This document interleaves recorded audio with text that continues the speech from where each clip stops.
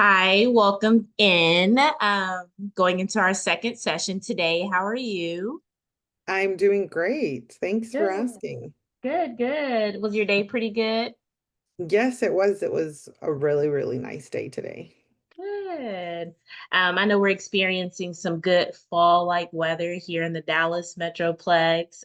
Is the weather pretty good where you are, or is it still kind of hot? Yes, it was. It's still kind of hot, but yesterday it was feeling more like fall, and today there's rain, and so um, it's not really, I guess, entirely fall weather, but it's a little bit less hot. Right, right. And being in Texas, I think anytime we get any cool weather, I'm like, okay, fall. Like you said, it was raining here, but just to that, like the temps dropping, I'm like, okay, put my Christmas tree up today. And Oh, yes. okay, so I know in our initial session was an intake session. I got to get to know you, what brings you in for our counseling sessions. So this session, I kind of want to focus more on setting some of those goals as we talked about anxiety and things of your first session. So we'll recap a little bit of that, and then we'll kind of just start building the framework on how we want to set those goals and if they're achievable, how long, putting time frames on them and things like that. And I'll even send you off with a homework assignment to set you up for our next session as well. How Okay. does that? Does that sound good? Yeah. Perfect. I am going to go over the consent again and just making sure we are still on the same page for our session today. Um, I am a graduate student working toward the completion of my master's degree in a professional counseling program. I am currently practicing counseling techniques and therefore will be recording our session today, but only my professor and classmates will see the tape. The recording will be destroyed at the end of the semester. Likewise, you should know that there are some limitations to my counseling. Please note that it is not possible to guarantee any specific results regarding your counseling goals. However, together we will work to achieve the possible results for you today. Now I'll read over your client rights. It is your right at any time to inquire about the process and procedures being used during our counseling relationship. You have the right to refuse or request changes to any of your suggestions. If at any time you are not satisfied with my services for any reason, you can inform me or my supervisor. Once you have begun counseling with me, there is no obligation to continue. You have the right to discontinue at any time, though I ask that you participate in a termination session. You, should you desire a referral to another therapist, I will provide you with one. My services are rendered in a professional manner consistent with the ethical standards of the American Counseling Association. If you have a complaint concerning malpractice, this can be reported to my supervisor. And then now I'll go over the things that are confidential and the exception and limitations within that confidentiality. Starting, if I determine you are in danger to yourself or others, you report child or elder abuse, your records are subpoenaed by a court law, you disclose sexual contact with a mental health provider with whom you have had professional relationship. If information is requested by your contracted provider, um, if I am directed by you in writing to disclose information to someone of your choosing, and if you bring a malpractice suit against me. You are also aware that this session may be recorded. This recording is for the benefit of my evaluation, and if recorded, will only be viewed by my instructor and classmates. This reading will be destroyed upon completion of this course. By your signature below, and by you signing this, you read and understand and agree to this agreement today. Mhm. Perfect. All right, so we're just going to jump right into things. I know we covered a good ground base of that NHC assessment that you completed before that intake session as well. So now, basically, I'm going to go back. I'm going to refer back to those things and see how we can set some goals to those high ranked things on that assessment today. So I'm going to start with maybe some different ones that we didn't cover in the intake session, just to see if some of those things that you still felt anxious in those different settings still kind of portraying these other aspects as well. So you rated pretty highly on memory problems. So Mhm. when you say you're experiencing these memory problems, what does that look like when it meets that anxiety? Say that again. What does it look like in? When you are experiencing those memory problems, what does that looks like when that anxiety creeps in, or how does an anxiety play a part in the memory problems that you're experiencing?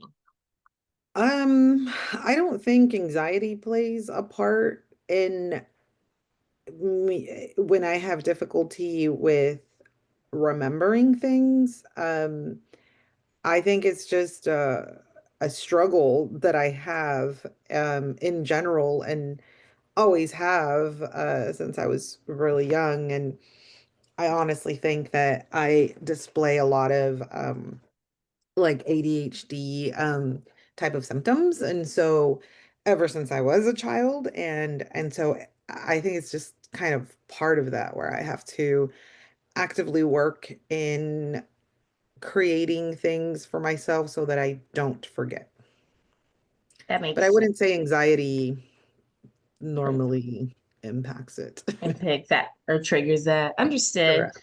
Um, so would you say, I know in our first session, you mentioned that you have to multitask a lot. Mhm.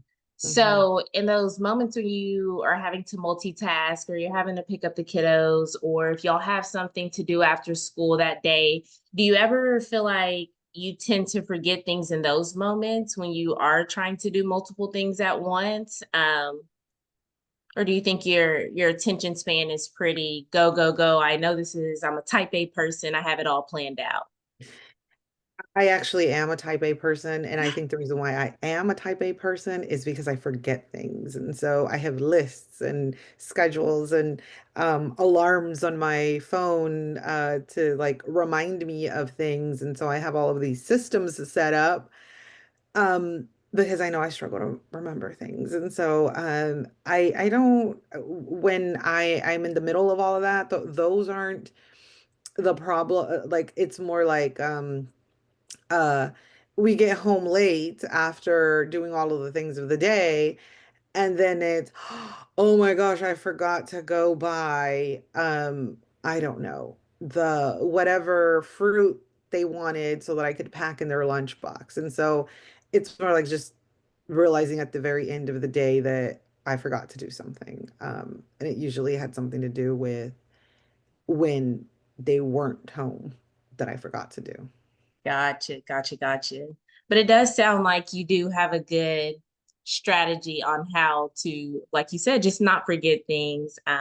Myself, like you said, I am a type A person. I love a planner. I have a paper planner. I have a calendar planner. So, like you said, that's always nice to be able to go back to those physical, tangible reminders. So I now want to use a technique that is referred as the SMART framework. And with the SMART framework, I want to kind of just pick out some of the things that it says, like when you were feeling anxiety due to the stress and feeling overwhelmed with attending grad school, being a full-time wife, mom. So I want to use this SMART framework to kind of set goals on how we can overcome you feeling anxious or that anxiety when you are starting to feel stressed or overwhelmed, or when mom life you're going a mile a minute, what you can do in those moments.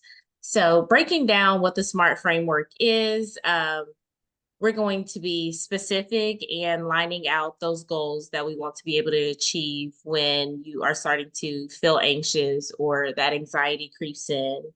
And we also want those goals that we set to be measurable. I think in our first session that we said we wanted to ease anxiety. So when we talk about measurable, you can't go from saying, oh, you just want to ease your anxiety to, whoo, anxiety left me in a week. So making sure that those goals that we set will be able to be tangible and measurable goals for you to be able to meet, hand in hand with them being achievable. So after the end of those goals that we set, you feeling like, okay, this is something that I actively tried in. I tried to get that my daily prayer in, or certain things to set the tone of my day, and making sure they're also relevant to what you are going through. So those goals that we're setting, making sure they're pertaining to that anxiety that you are feeling. And once again, just making sure we're them being measurable, achievable, and on a time frame that's best for you. Like I said, you won't get over anxiety in a week. So that is okay if it will take months to get over, weeks to get over, whatever that looks like, to best fit you. Did I explain that goal pretty Mhm. well for us to be able to break down? Okay. So, like I said, your reason for even seeking counseling in your intake session, it said feeling anxiety due to stress and just being overwhelmed. You are in a full-time graduate program, along with maintaining being a full-time mom to two children, being a wife, and being active in church. So, I want to break down. Let's start with the school aspect. What do you think a goal can be? What would be a goal that you would want to set for yourself on you not feeling anxious or having any anxiety over your schoolwork or your program?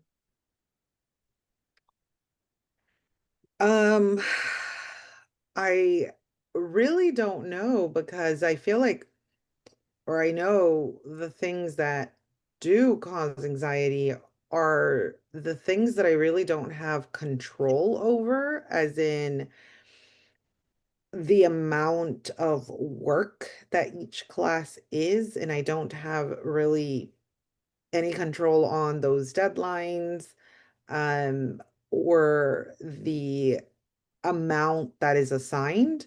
And so I I I wouldn't know because I think that is what causes some anxiety. It's the amount of things and the deadlines where I I feel stressed about. It's a lot to do in just 1 week or less than a week. And so that's what gets me stressed.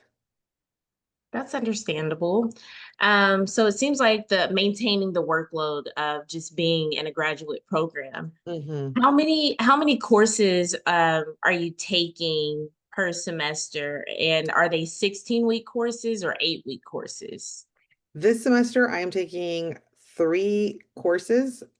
Two of them are online, and one of them is in person. So I actually go on campus once a week for the lecture and meet there at the actual campus.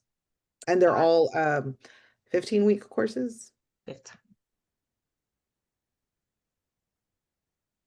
Okay. So I was taking down some notes, of course, and trying to trying to formulate what could maybe help maintain that workload. So being in 3 courses, it's 7 days a week. Do you have days that you're like, okay, I want an off day. I don't like doing homework. I know some, and in previous, even personally, I used to like to have Sundays off. I wanted to try to get all my schoolwork done between Monday, Saturday, so I could at least just church, reset on Sundays. So, what does it look like for you? Maybe saying, okay, for my first course, Monday, Tuesday, I'll only focus on that class. Hmm. Wednesday, Thursday, this other class, and or depending on when your in-person class lands as well. What would that maybe look like for you splitting up the week based off your classes to help maintain that workload? And I do that. I focus on the course um that has the most reading. I tackle that one first. I start that one first. Um, because then there's the discussion posts, and that's the other thing where the discussion posts are due on Thursday, and that's when my in-person class meets as well. And Got so then if I have an assignment to turn in on for my in-person class, it's like everything just accumulates for that one day because I have to turn it in before I go to class. because that's the way it's set up. The classes, like before a class starts, the assignment has to be turned in. And so Mhm. I guess in a way it's really like three assignments due on that one day. And so as a result, Monday and Tuesday are the days where, or Monday I start off with the course that has the the heaviest amount of reading so that I can have it done by Thursday. But I like that idea that you're saying like to have a day off because that's something that we're working on. We want to be able to have a Sabbath day. And so right now it is not possible. And so we're Yeah. really trying to plan for like, okay, so then what do I have to do Monday through Saturday so that on Sunday I am not going to do anything that I consider to be a chore? Um, and so I haven't gotten that far yet. So this is very hopeful for that. Yes, yes. We're gonna set some goals. Yeah, we're gonna definitely set some goals to maybe be able to balance that workload more. So definitely for that school aspect, I think that'd be a good achievable goal for you because you already have a streamlined, structured process. It's just like how you, like you just said, what else do I need to do, or what do I need to do differently to be able to obtain that rest Sabbath day? And in my work week, I mean, yeah, in my school week with my family, school work, class, what else do I need to do? I know in our first session, you also talked about being able to delegate and reach out for help and not feeling bad Mhm. about it if that is Mhm. someone stepping in, as you mentioned on that first session, being able to come in and do the cleaning so you can maybe finish a different assignment to help you kind of just balance that workload of school a little bit more. So Mhm. write that one down as well. So we're going to switch over, still kind of the same question, but in mom slash wife life. Um, what does that look like? What would be yeah, a specific goal you would like to achieve when you are overwhelmed, when you are doing mom things or wifely duties? What would be some goals that you may want to set for yourself when you become anxious or you start feeling anxiety? Um, I don't know. I don't know. I think I consider housework to be such meaningless tasks. that Agree. that go unappreciated and I mean they're not really meaningless because it matters that we have food to eat and it matters that we have clean clothes and it matters that we have a clean area to live in, but when I'm completing them they just feel so meaningless and tedious and just I think more than anything it's just me feeling so unappreciated. Just not feeling like I'm valued for all of the things that I contribute. And I think that's what probably leads me to like feeling anxious about it because I don't feel like I'm valued for the things I do or contribute, I guess. Yeah, I feel like I'm not appreciated or valued for the things I contribute. Very understandable. And I know you mentioned some of those same thoughts and feelings in that first session as well, to the point that that's when we talked about even wanting to bring an outside or third party in to be able to alleviate some of that stress and how you had a long-term career. So it's like you felt, okay, since I am contributing on the finance side, I feel needed. I feel like I am contributing to my part. But I'm here to say, like, being a stay-at-home mom, I have heard many stories. I have many aunts that were stay-at-home moms, and it is a job. It is a Oh, full-time yes. job. Yes, it So is. yes, I want you to be able to feel like you are very deserving. You are needed. You are appreciated because I know your career of 18 years, but mom life, that is also another 18 plus year career. Yeah. So, that will also be very fulfilling when you're able to be like, okay, I am doing exactly what I need to do. I am providing for Mhm. my family and I am doing enough. Um, so kind of want to send you off with some homework now that we've kind of talked over those goals. Um, and on the school side, the work-life balance side, and what that kind of looks like when you are feeling anxiety. So on our next session that we are due to meet in, I believe 2 weeks from now, um, I want you to create a chart on your own schedule of things that you feel like you achieved during the week. Rather that's the way you split up your your school, and you were able to do these amount of assignments, if you were able to work ahead, if you were able to get the kids sleep an hour early, anything that you feel like you achieved throughout the week. And that next session, I just want to unpack how you felt in those moments, Mhm. what we can kind of do to maybe structure it into the places that you're feeling anxiety in, and if we can kind of work some of those methods in there. Mhm. So how does that sound? Yeah, that sounds like a really good idea. It sounds almost like um focusing on the things I do accomplish instead of focusing on the things I did not accomplish, which is probably what is leading to the anxiety. Like when I got home and I hadn't bought the fruit, like ugh, I didn't think of all the things I did. I just thought about that one E- thing that I forgot. Yeah, that, Exactly. that's a great Exactly. idea. Perfect. So I can't wait for our next session. If you have any questions over the assignment, please don't hesitate to reach out. And I look forward to going over that assignment in our next session. Okay, sounds good. Thank you. Bye. Bye bye.